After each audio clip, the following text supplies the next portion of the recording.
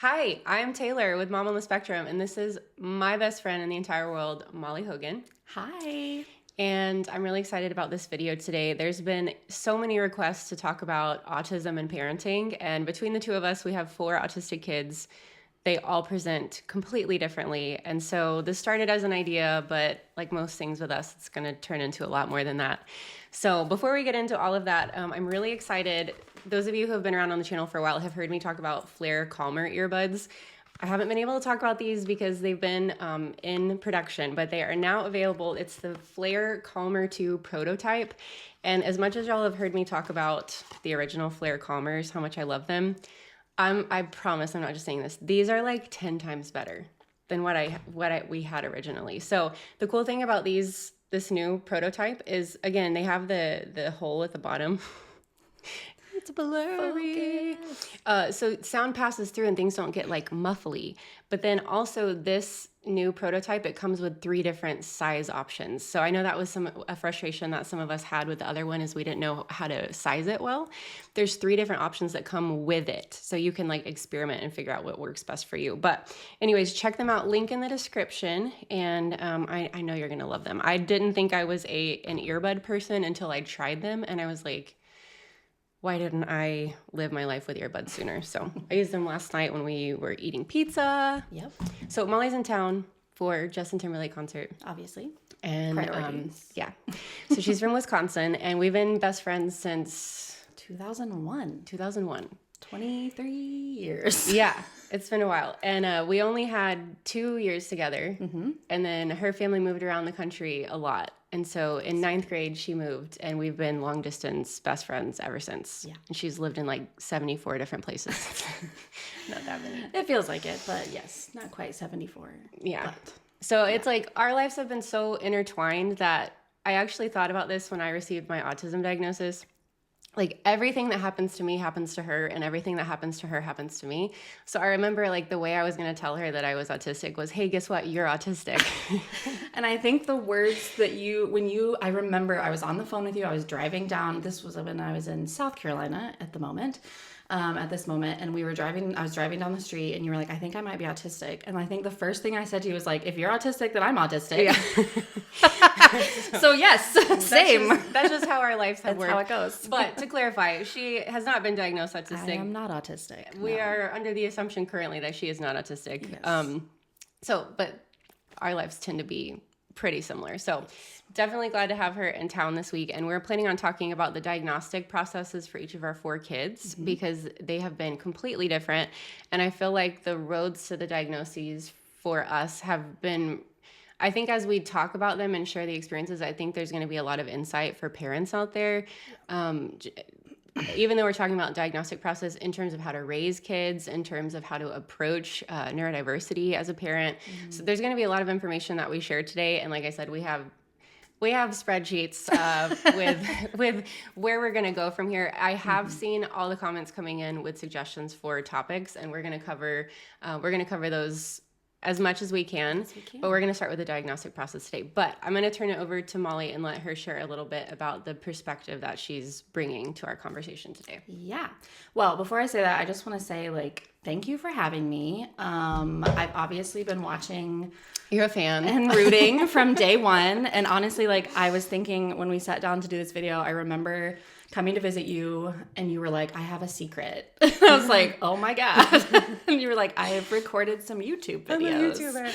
And I was like, okay, I love it. And to think about where you were, and you had recorded 5 videos, and then you told me your secret, your secret life that you were leading. And to see where you've come is just so amazing. And as my kids, we got their diagnoses with their autism, it's been an amazing resource to have. And I know that it's just been super impactful for so many people. And so it is an honor to be here. It's an honor to be have access to this community and get to talk to y'all about my experience and my kids. And so I'm just super excited to be here. So thanks for having me. Yeah. So my name is Mollie. I currently live in Wisconsin. And as Tay mentioned, I've lived all over the place. I grew up in Texas, which is obviously where we met. And then we moved to Louisiana, and then we moved to Wisconsin, and then we moved to North Carolina, then South Carolina, and back to Wisconsin. So yeah, I'm from all over, but Texas girl. And you still say y'all, so that's okay. Obviously, I take that with me everywhere I go, but I also love a good ope from my Midwestern crew. So it slips out sometimes. It's a lot. I am married to my husband, Aubrey, who recently we've realized that he is autistic. So he is a late diagnosed autistic adult as well. We've been married for 15 years this month. So that's ridiculous because I'm only like 20, so that's weird.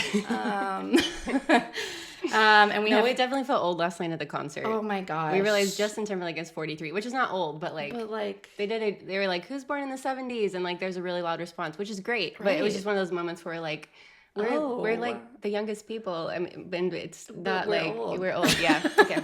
I mean, look at this. We see it. You're rocking it. Your hair is amazing. I'm trying. So Aubrey and I have 2 kids. Our daughter, who is Tay, is 8. And our son AD is 5, and they are both autistic. And so, yeah, I live in a house of people that are autistic, and I am not. And so it's been an interesting thing to learn and figure out and journey, and it changes every moment and every day. Yes. So. Yeah, and that's one thing, like, we really like this idea of the conversation because I've shared with you, the reason I haven't talked a lot about parenting is, you know, you've heard me say, if you've met one autistic person, you've met one autistic person. But if you've met one autistic kid, you've met one autistic kid on that particular day and time. It's like exactly everything exactly changes. that. And so we're not here to offer advice. We're just here to share experiences and let you know what we've learned. And again, we're going to start with the diagnostic process because regardless of, you know, I've talked about on this channel, sometimes it's not affordable to get a diagnosis, and it's, you know, there's so many barriers to diagnostic processes. So even if you cannot pursue a diagnosis, I strongly believe that it's important to share terminology with your kids. Not necessarily saying you're autistic if you don't have a diagnosis, but you can learn vocabulary like sensory overwhelm, delayed processing, demand avoidance. Yes. So there's all these terms. I was telling her before we started, you know, I've heard it said about ADHD kids, it's much better for them to know that they're ADHD than to be labeled as lazy or stubborn or defiant. So I'm definitely a proponent for sharing mental health terminology with your children. Mm-hmm. And I think, you know, some of you have asked me when to share that, but I don't think it's too early to ever share because kids learn so much. They pick up on so much more than we even know. And you forgot to mention, so you also have a background. Oh, yeah. Talk about Boys and Girls Club. So yeah, I was a center director at our local Boys and Girls Club for about 3.5 years. I recently just transitioned out of that role to spend more time with my kids. And so I've worked with hundreds of kids. A lot of kids that we would see at the club are coming from lower income areas and families and didn't have access to resources that they needed. And so we saw a lot of kids that probably were undiagnosed autistic and a lot of families that were dealing with mental health issues and they had no idea where to start. And so we weren't a mental health facility, but we were able to resource and connect them with resources and help them kind of build and learn these tools. And that was something that we focus a lot with the kids at the club, is teaching them about social emotional learning and their mental health and how to regulate their emotions, and that emotions are just emotions. There's not bad emotions. There's not good emotions, and how to move through those. And so, yeah, I've done that for a long time. So, yeah. So we geek out on therapy talk and emotional regulation, and she's got a lot of experience in dealing with like crisis management and all different types of neurotypes, like on the fly. She's like, how are we going to deal with this? Yes. How are we going to, support these kids? So, so diagnostic process is important. Like I said, I understand that there's barriers, but we'll kind of tackle that. So, who should we start with? Oldest. Okay. You go first. Okay, and I'll try oldest to to youngest. And I'll try to kind of condense mine just because I know I've probably talked about it in other places on the channel, but there are some developments that I think are important. So my oldest, Mollie, she's 10, and originally I had them both go through a psych evaluation in 2020. So Cooper, my youngest, he's 7, but when he was 3, I just started noticing he was way, way different than my daughter. And, I use the word sensitive with all, like, lots of respect on this channel. He's very sensitive.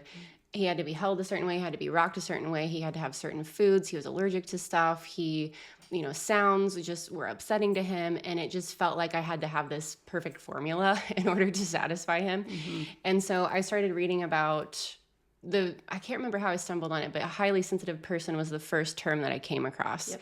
And I started reading Elaine Aron's book, Highly Sensitive Person. And I can't remember now, but I feel like she kind of talked about autism in a way. But that was like my first foot. What's the phrase? My first foot in the door. That was idioms are not my strength. Well, I'm clearly not helping. So that was like the first glimmer I had of autism, and so I started reading about it. And the more I started reading about it, I was like, that is me. But anyway, I wanted to get Cooper diagnosed, and honestly, I can't remember back then why I got Mollie diagnosed. I think socially. Yeah. Because she was in kindergarten, and I just noticed she was having a lot of trouble socially, and Mollie and I are so, and I know it's confusing. This is Momo. Yes. We call her Momo because, as you have probably put together, my daughter is Mollie, she's Mollie, her daughter is Tay, I'm Taylor. So she's Tay-Tay. I'm Tay-Tay, and she's Momo. And I'm Momo. It gets a little confusing. We'll figure it out. We'll build like a map to help you understand who we're talking about. It's really like just 2 lines. Honestly. We can handle it. So, yeah, I think I just saw so many similarities with Mollie, so I just had them both evaluated at the same time. Cooper, I guess I'll just kind of my kids are kind of tandem. Yeah. No, okay. Go for it. Because it happened at the same time. Yes. So Cooper was diagnosed when he was 3, autism level 1. And Mollie met all of the criteria except social. So she did not receive her autism diagnosis in kindergarten, and it was suggested that as girls get older, their social deficits or differences become more noticeable. So we recently had her reevaluated this year in 2024, and she's in 4th grade, and she's had a difficult year socially at school. It's been there's been a lot of challenges.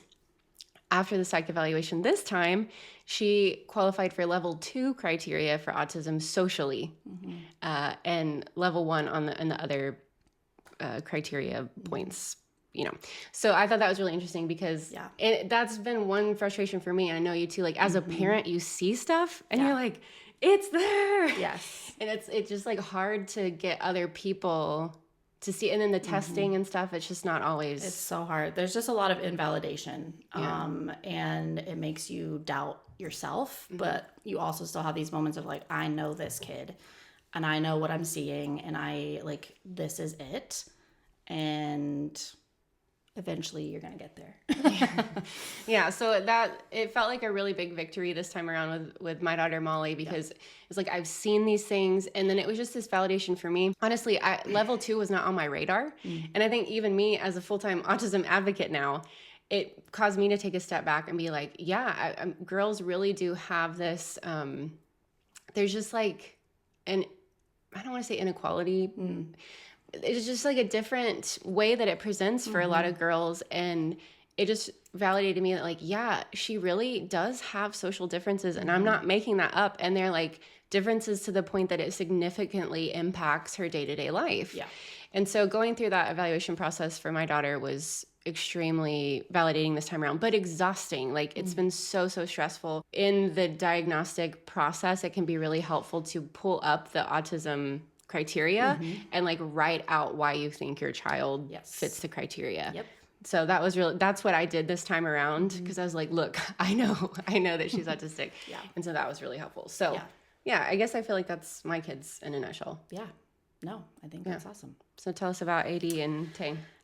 So in a similar vein, we were going to go oldest younger, but our boys are the younger ones. And so AD was diagnosed first. When he was 6 months old, we started to see and hear from our pediatrician that there was just some stuff going on, and that's literally that's the only way to describe it. It was like, there's something going on and we're going to figure out what it is. And I was like, as a parent, it's like, dear Lord, what does that mean? Because something can be, minor, or it can be this big, like, life-altering thing that's happening with your kid. At 6 months old, it started with AD going to PT and OT. And we were really... physical therapy and occupational therapy. Thank you. And so with both of those, we were focusing on a lot of fascia work for him. And fascia, if you don't know, which I didn't, is a part of, like, your skin layer. It's like a layer in between your skin and your muscles, I think. Is it the same thing as connective tissue?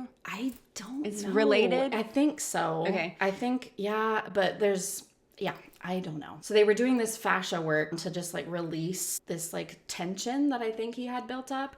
And it started with, now I'm blanking. What's that thing with babies where they're, like, favoring one side? Yeah. That thing. I can't remember. I'm so out of baby world that I don't remember. So that was the first issue that we noticed. And so we started there, and it was like, you're going to go to physical therapy and occupational therapy for like 6 months, and that should fix everything. And that it turned into going to PT and OT for 2.5 years, like solid. Every week we were going to PT and OT. So we had 2 appointments every week from 6 months to like a 1.5 years old, which was just a lot. And it felt like we were doing a lot with him. And so it started there. And then when he started walking, our pediatrician was like, I'm noticing he has a kind of a strange gait. Could be cerebral palsy. The thing about AD is he was the happiest, smiliest, giggliest, just like always in a happy mood baby. So it felt like this really weird parallel of like, he seems so happy and he seems so like he's doing so well, and yet there's still this something going on. So we ended up doing an MRI to check for any kind of brain damage. We ended up doing EKGs because there was a moment where we thought maybe he was having these like seizures, these little micro seizures. And so we were just running and chasing after this something, and nobody could figure it out.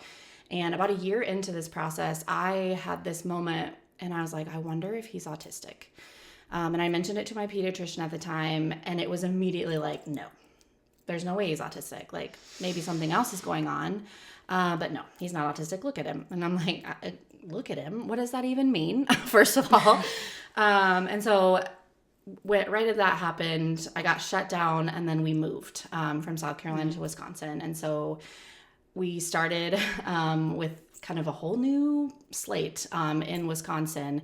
And instead of going into all of this MRI and EKG and like, here's all this, I started with, I want to get him evaluated for autism. And so we did that in 2021, and he, off the charts, met the diagnostic criteria. He was 2.5 at the time when he got diagnosed. So very similar age as Cooper. And I was like, okay, this answers and explains so much and everything that we were seeing with him.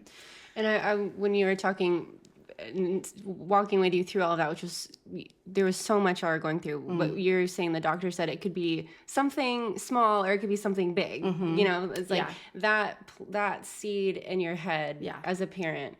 But then one thing that I've noticed for myself and others in the community, when you find the word autism and you understand its implications and how it presents, it's like the something smaller or something big, it just becomes the something. You know, you're like, oh, that's what, like, that's it, just kind of like shifts everything. And so it's really incredible to even just have that terminology, because when you're hearing words like cerebral palsy and, we need EKGs and all these testing and stuff, it's like, it just can feel like this insurmountable, there's no answer, and I feel like autism, when you find it as the answer, it's just like everything changes. So it was super affirming to get his diagnosis. And honestly, like at that point, he had gotten old enough and had started to show he was much more like criteria, like meeting all of those diagnostic criteria very easily. And I think really like one of the big things is when he was 2.5, like he's hyperlexic. And so he started reading at 2.5, and like that was like, oh, it flipped all the people's radar that were previously like, no, there's something else going on. That flipped it to be like, autism. And I was like, yes, like I've been saying. So he got his diagnosis, and He's 5 now, and he's in 4K and What is 4K? pre-K. Pre-K. In Wisconsin, it's called 4K because they're 4 years old. But that diagnosis has opened up the ability for him to get more support that he's needed, and that we can talk about that a lot. That's a whole... It's like a whole series we decided. Video. Yeah, we want to talk about how to get support for your kids. And that's one thing that Mollie has been through the ringer with, that I think you can offer a lot of insight on. Okay, so tell us about Tay. So Tay, let's see. Nothing really hit any radars until she was 3, about 3, 2.5, 3. She was in like a Mother's Day Out program because I had just had AD, and I was like, I need some time. So she was doing that, and from what I understood, was doing really well and having a great time at Mother's Day Out, except one day, probably 9 months into this year-long program that she was in, I dropped her off, and she, went with her little friends, and then she came back and she said, wait, I want a hug. And every teacher in her room spun around and looked at me and was like, was that Tay? And they were like, we've never heard her talk. And I was like, what? Because she talks, like, she's not nonverbal. Like, she talks all the time at home. She was very verbal at this point. And so that was really, like, flooring to me, and really, like, sent this little, like, radar off in my head. First, I was very unhappy with this for not facility. Letting you know. Thanks for telling me that my daughter doesn't talk at school. Yes. So after that, it was a few months later, and we went on a trip to see my family. It was just me and the kids. Because why not? Why not go and do that? Fly across the country with 2 children. Autistic, undiagnosed. Right, yeah. Totally chill. It was a really relaxing vacation. No. So during, Sometimes I have to specify sarcasm. Okay. No, fair enough. So we get there, and Tay's just really having a really hard time on this trip. And over the course of this trip, she stops talking to different family members. So my brother and sister-in-law were there, and she didn't talk to them the whole time, which was not normal for her. At one point, she was talking with my dad, and then at one point during the vacation, she stopped talking. Same thing happened with my mom, and her and my mom are they're besties. The bond is strong with that. It's a strong in maybe an aggressive way. I love it. And so she just continued to just shut down, and my immediate and everybody's immediate thing is she's being defiant.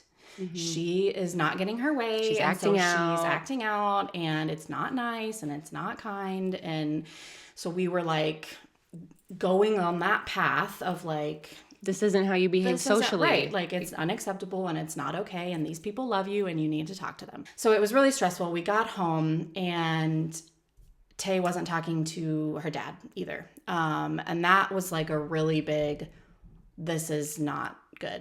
A couple days after we got home, she shut down completely, and she wasn't talking to anybody. And so at this point, I'm calling every mom that I know and asking, have you heard of anything? I'm researching, I'm Googling, and I made an appointment with our pediatrician because I'm I don't know what this is. And at some point, somebody threw the term selective mutism out, and I Googled it, and it was this is what's happening. Mm-hmm. And so selective mutism is, and really selective is now, I think it's adjusted to be...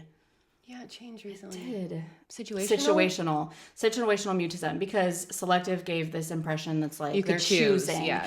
But it's basically an inability. It's a mode now that I know. It's a shutdown mode where a kid who can normally talk in other situations all of a sudden can't communicate. And so we go to the pediatrician initially again, and this was the same pediatrician that told me that AD could not be autistic, was I don't know about that, but here, I'll give you a referral. So the one good thing that came out of that, we got the referral for a therapist who specialized in selective mutism, and she was great, and she was this is definitely selective mutism. And the really interesting thing that has come back to me since we've gone further along in this journey is that she said, she's this isn't autism. I want to I forgot she just said that. let you know, because I know that's a huge fear for families and parents, and this isn't autism, it's a totally different thing.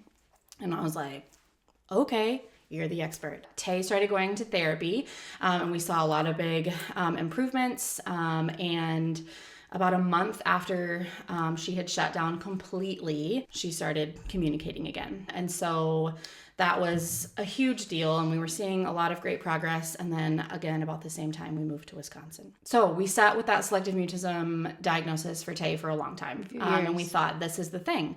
It was one of those moments, and I, like you've kind of talked about with the diagnosis process, like diagnoses can be really like overwhelming and scary, but also at the same time, it's very affirming. And that at that moment felt like, this makes sense of everything that we've been experiencing, and it helped reframe how we communicate, because it was one of those things like you read about it and it's like the more you push and force them to try to talk, the worse it's going to get. And I was like, cool.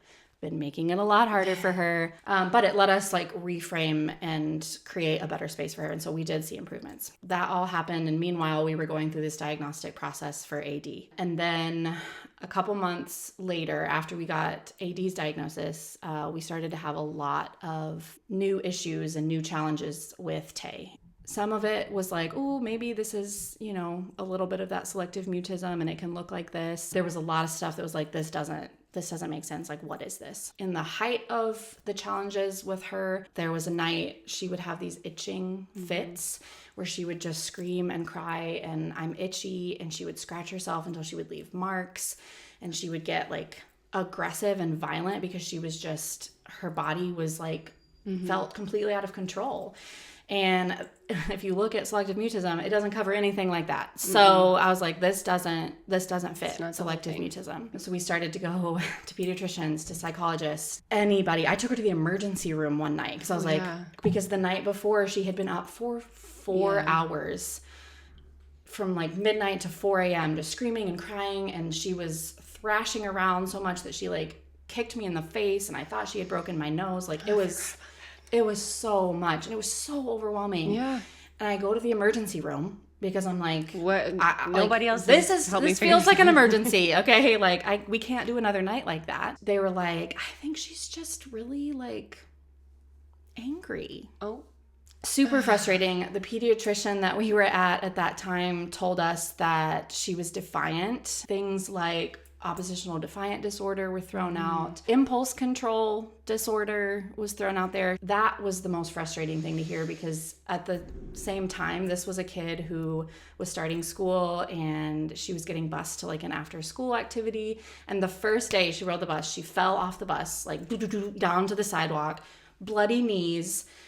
And she got home and she's like, Mom, it hurts so bad, but she's like, and I wanted to cry, but I didn't because I didn't want to cry and I didn't want everybody to be focused on me. And so I'm like, this is not an impulse control kit. Like this kid can control so much so that she like sucked tears back in her body. Yeah, just a ton of invalidation. And the whole time I was just sitting there like, this is autism. She's autistic. And I asked the pediatrician, no, she's not autistic. Maybe she has selective mutism, ADHD, ODD, an impulse control disorder, and maybe something else. And I was like, that conversation. Or it could be one thing. She's autistic. Yeah. And there's components of all of that. OCD, I mean, all of that stuff was thrown in there. And it was just like, all the labels. Would we really rather give a kid 17 diagnoses, or could it be autistic? And I remember it was the most frustrating thing because it's the social piece. And that's what they talk about with girls so much. And there is, you use like inequality. And there is a little bit of an inequality. Yeah. I think that's a legitimate term. One of the psychologists said, does she have any friends? And I said, yeah, she has 2 friends that she's made in kindergarten. And he was like, well, then she's not autistic. And I was like, because autistic people don't have friends? Like, what even are you saying? So we pulled her out of all of we got a new pediatrician, we got a different psychologist. Like, we were like, get out of here. And we finally found a place. It was it's ABC. It's the Autism Behavior Center in Wisconsin. And it was run by a doctor who is autistic. And we got a referral, and we were going to do an evaluation with her. And this was in 23 2023. Was it just last year? I think it was. Yeah, 2023. At this point, she's how old? She would have been 6. 6 then. 6. And we've been dealing with this since she was 2.5. Like head on, like so much. like very in depth, so many. all hands on deck. Like we would hire nannies and they would leave because she was aggressive. We had a nanny who was a type 1 diabetic and she tried to rip out her insulin pump. Like it was, and this was not Tay. Like this was not normal behavior for her. I remember just being terrified to go to this evaluation because terrified that they were going to say invalidating. She's not autistic. We show up to this evaluation and Tay is having a full meltdown, which honestly was like so overwhelming, but also like, oh my God, thank God. Like this is what we've experienced at home. But the other frustrating thing is like she had meltdowns in doctor's offices where she's kicking and screaming and hitting.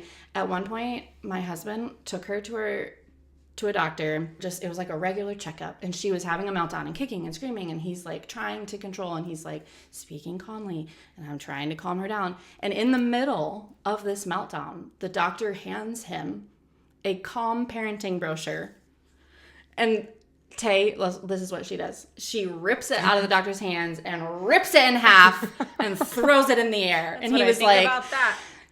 My husband said, she did what I wanted to do with that calm parenting brochure. Like, this is not, was not a parenting issue. Mm-hmm. So anyways, she's in full meltdown mode. Yeah. And I remember talking to the doctor and just being like, I'm so sorry that this is happening. Like, this is a lot. She kicked the doctor and the doctor was like, this is great. Like, this shows me everything that I need to see. Thank goodness for that doctor. We leave there and that doctor is like, Tay is very autistic. And I was like, I could just feel like this weight and this sigh huge, and this the validation of years of being told like, this is your fault. You're seeing things. No, like just no, over and over and over again about my kid that I know. And we finally got there with her. And it opened up the doors to, again, very similar with AD, like support and resources and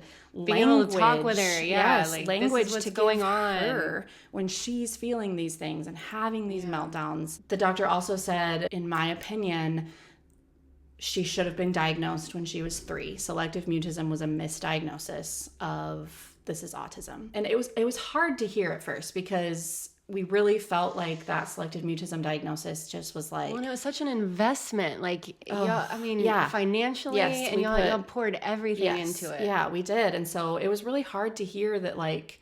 And honestly, like, it was a big moment for us, too, of like, okay, like, we made changes and we made adjustments, and it was like, we're doing the right thing and we're doing things the right way for her. And then it was like, but it wasn't...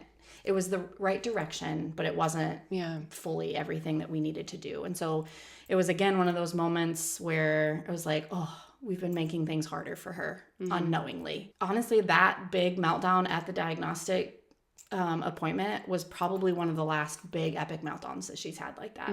It doesn't make any sense, but I think it's like we were able to operate better from that point on. It's just the approach. It changes everything. Yes. So because you go from thinking that something like needs to be fixed to like, oh, I understand why this is happening. Yes. We need space. Yes. We need to regulate. We need a snack. We need water. Yes. We need, we need to not have social interaction right now. All of the things. It's been a weight off of our shoulders. Aubrey, my husband, and I have just talked so much about like, we've been parents for 8.5 years, and like we spent 7 years with both of these kids trying to get to the place where we are now. Way more than the journey for me. Like, y'all have invested time, and I mean, not that we haven't, but the extent to which you and Aubrey have worked to get the right doctors and the right testing and the right, it's been such an investment. Yeah. I remember when your kids got evaluated the first time and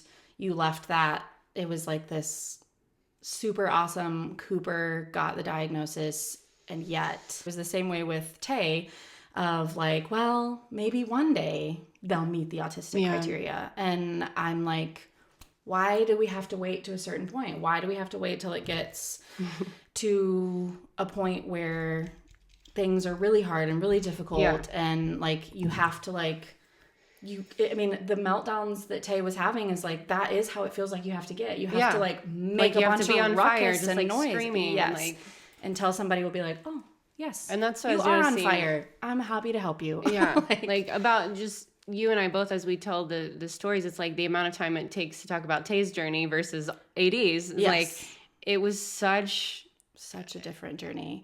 And for Mollie as well, it's like it was so much of a longer journey for her to get this to the same place of understanding. Yeah.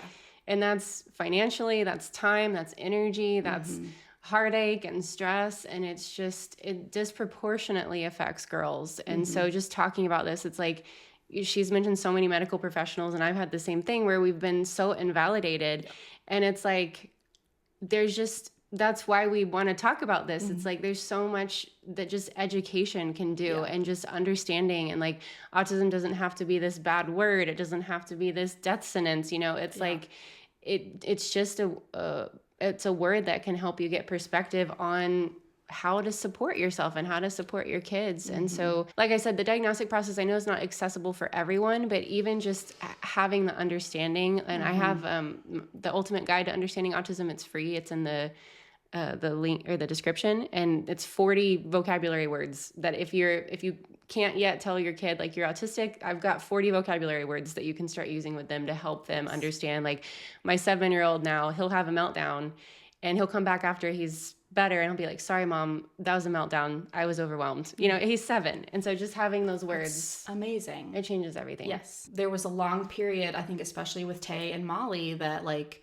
we felt like I can't diagnose her, but they're autistic. Yeah. Until like you have this period where you realize this, and then you have to get to the diagnostic process. But during that period, that waiting period, which can be years, which can be months, like it's going to be different for everybody depending on what resources you have and all of that. But it was like, we don't have the diagnosis yet, but here's the terminology, and here's the language, and here's, sometimes you get overwhelmed. Here's some headphones that can help you when you're in school. Teaching how to stem. Yes.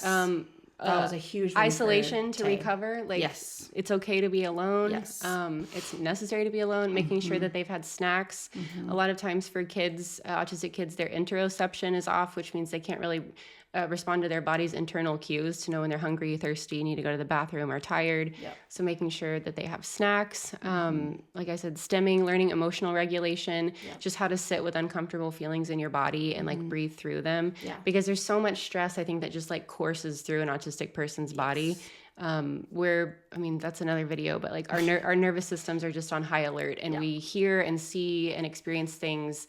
We tend to generally pick up more details than other people pick up, and so that's extra processing just that we're doing all the time. Process, So their brains were just, and I think that was the thing. It was getting Tay the words for her to understand. I'm overwhelmed. And what can I do when I'm overwhelmed? What are some things that help me when I'm overwhelmed? If I'm at school, I can put my headphones on, and talking with the school and her teachers. And we had a little bucket with all of her little tools in it. She had a brush at that point because she was still dealing with that itchy stuff. And so she would go to her little corner and put on her headphones, and she would, brush herself to just kind of help calm everything down. And it was a huge shift in especially school. I think school is big. It's those social things that the differences between them and their peers just start to become much more obvious. Yes. Because, and we've talked about this, like at home, it's like, this is just my kid. Yeah. This is just how Tay is. This is just them. And then you see them around other people and you're like, oh. My kids are not like the other kids. It's not the same. Yeah. And it's not bad. It's just different. Yeah. And their brains are different, and they need different things. And so making sure that they have access and feel empowered to get those things, and know how to ask for them. Yeah. So, we could keep talking about, we have plans, like I said, to talk about a lot of stuff. Yeah. I'll just say, like, to kind of wrap this up.